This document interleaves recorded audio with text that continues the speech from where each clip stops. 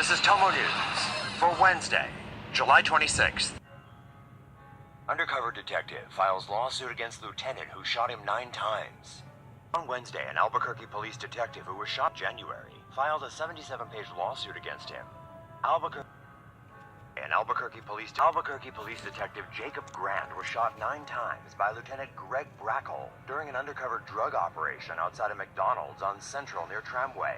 The shooting occurred at around 11 a.m. when Grant, another detective, and 2 suspected drug dealers were inside a narcotics vehicle in the restaurant's parking lot.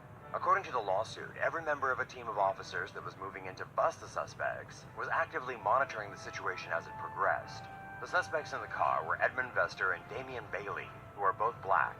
At the time of the shooting, Grant was sitting in the rear driver's side seat, while another undercover narcotics detective was sitting in the driver's seat. Both are white. One suspect was sitting in the front passenger seat, and the other was sitting in the rear passenger side seat. To avoid a crossfire situation, the narcotics team making the bus was supposed to approach the vehicle from one direction, on the side where the suspects were sitting. But that day, Lieutenant Greg Brackle violated protocol and approached the vehicle from the side, where Grant and the other undercover officer were sitting.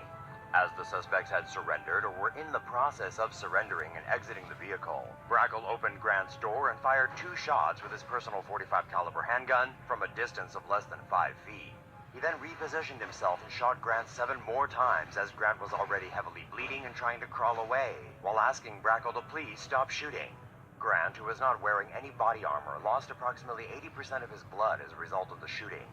All or almost all of his vital organs were shot or otherwise injured, and he reported additional injuries to areas including his neck, shoulders, arms, and hands. Grant miraculously survived the shooting, but according to the lawsuit, he will need medical care for the rest of his life. Cop tasers lighter-wielding suicidal man covered in gasoline. Arlington cops are under investigation after one of their officers tased a suicidal man who had soaked himself in gasoline.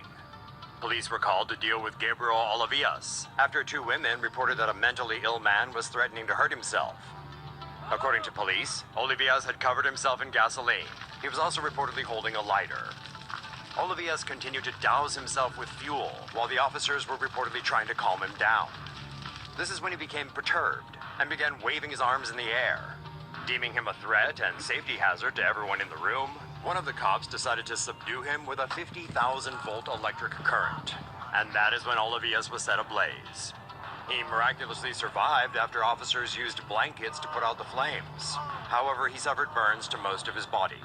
What remains unknown, the cops say, is if it was the lighter Olivias was holding or the electrical current from the stun gun that sparked the fire. Olivias' mad-as-hell wife tells a different story. She says the cops knew what they were doing at the time. One officer even acknowledged the danger of using a taser on a man covered in gasoline, but maintained Olivias was a danger to everyone in the room.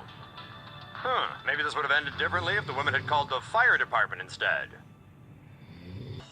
China takes down Winnie the Pooh, the latest victim of censorship. Winnie the Pooh, the chubby and seemingly harmless fictional bear in an undersized red shirt who eats too much honey, has been banned in China. No official explanation has been offered, but reports suggest the ban was triggered by online posts comparing the cartoon bear to Chinese President Xi Jinping. Winnie the Pooh and President Xi go way back. In 2013, the meme that started it all compared an image of Pooh and Tigger to a photo of Xi and Obama. In 2014, another meme likened an awkward handshake between Xi and Japanese Prime Minister Shinzo Abe to an image of Pooh and his gloomy friend Eeyore. In 2015, a picture of Xi in a parade car next to a picture of Pooh in his toy car reached next-level status, becoming the most censored image in China that year. With the latest crackdown, GIFs and images of Winnie the Pooh have been removed from messaging app WeChat's official gallery. Using Winnie the Pooh's name is also banned on Weibo, China's popular social network, and when typed in the comments section, gets the warning, "Content is illegal." The ban may be an effort to bolster Xi's image before the Communist Party's National Congress, a meeting held every 5 years in which the elite make important decisions on party leadership. Saudi man shoots a camel as revenge for biting his brother. A video of a Saudi man shooting a camel has gone viral. But due to YouTube's guidelines on violent or graphic content, we can't show you the entire thing here. The full version is available on our website via the link in the description. The Viral footage shows the man loading and cocking his rifle before, well, blasting a hole in the camel.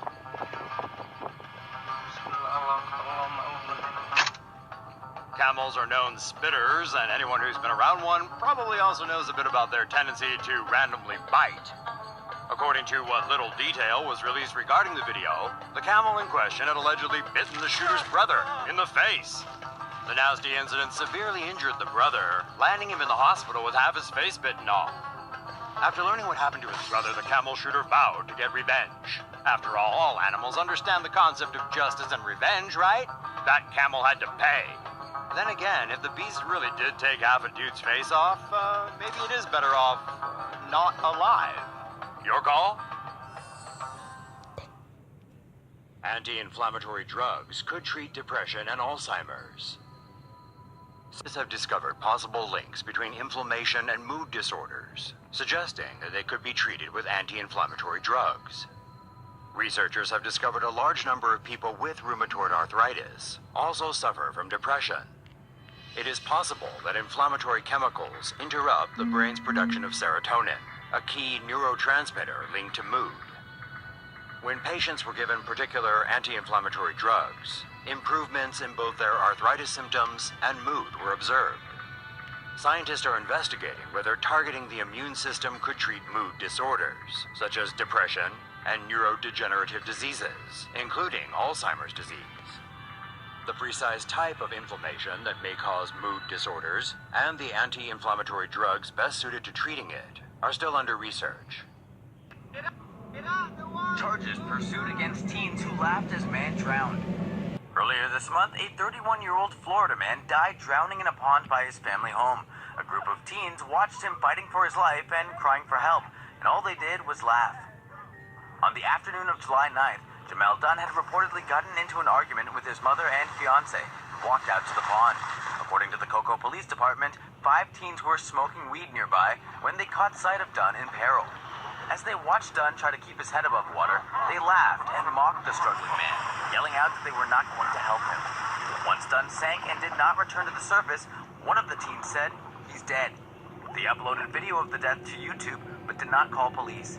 Dunn's family reported him missing on July 12th, and his body was discovered on July 14th.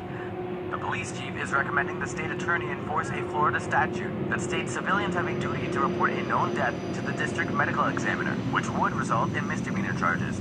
There is no law in Florida that requires people to assist in any way when witnessing someone in distress. Troubling, to say the least. Rest in peace. Say no. Study shows car side windows may not block UV rays effectively. A new study shows that while the windshields of cars may block a majority of harmful rays from vehicle drivers and passengers, side windows aren't as effective. The study, published in JAMA Ophthalmology, found that car door windows offered varying levels of protection from sun rays that are tied to cataracts and skin aging. Researchers in the new study analyzed the ultraviolet protection provided by the glass in 29 cars from 15 different automobile manufacturers, made from 1990 to 2014. They found that while front windshields blocked an average of 96% of UVA rays, side windows only blocked 71%. UV rays account for a small portion of the sun's rays. While some are filtered by the ozones, others, UVB and UVA, are not. UVA rays are the most damaging to the human skin and can penetrate through the second layer. Because drivers in the U.S. have their left side exposed to sunlight, UV rays have been blamed for the increased number of cataracts and skin cancers that occur on the left side. Researchers believe the inefficient protection provided by car side windows could be a contributing factor, but wearing proper sun protection could help. Security yanks young couple from dressing room in the middle of the act. Video of a young couple caught going at it like rabbits in a clothing store fitting room is going viral in Indonesia and beyond. The social media account from where the video exploded online indicates it happened on Sunday at a shopping mall in Surabaya, Indonesia's second largest city. But perhaps the most incredible thing about the video is how the security guard behaves. Without even giving the busted youngsters time to put on their underwear, he physically removes them from the room in full view of the gawking public. Without condoning the Public Sex Act, many netizens have condemned the security guard who seemed intent on publicly humiliating the pair. Media reports claim the individuals involved are indeed underage, which would make the guard's actions even more unethical and perhaps even illegal. What do you think? Should the kids at least have had the opportunity to get dressed before facing the crowd? Passengers beaten up on flight fight. Sue Spirit Airlines. An in-flight row over loud music is making things a bit bumpy for Spirit Airlines after 3 passengers involved in the scuffle sued the carrier last Thursday. Takesha Diodato and her friends, fellow plaintiffs Lisa Zampella and Danielle Fonda Thomas, were on the March 9th flight from Baltimore to Los Angeles. They claimed that 3 other female passengers sitting close to them were inebriated during the flight, played loud music from a Bluetooth speaker for hours, sang loudly, and stood and danced in the cabin. After the flight touched down at LAX, the drunk women allegedly began shouting offensive and racist remarks and started the fight. When Fonda Thomas informed them that their language was inappropriate in front of children, one of the drunk females turned around and began assaulting her. After a second intoxicated passenger began attacking Fonda Thomas, Diodato and Zampella jumped to her defense. The 3 women are claiming Spirit made things worse by serving too much alcohol and failed to protect them from injury.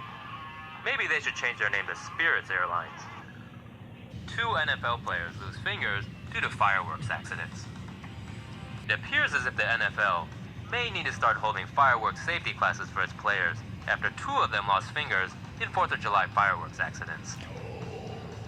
New York Giants defensive end Jason Pierre-Paul suffered injuries to both of his hands, including severe burns and possible nerve damage after playing with a van load of fireworks last weekend. JPP posted a since-deleted Instagram video in which he is standing in front of a U-Haul van packed with fireworks. His neighbor also posted a photo on Twitter, also deleted, with the same van filled with fireworks. On Wednesday, Pierre-Paul had his right index finger amputated. However, he expects to be back on the field next season.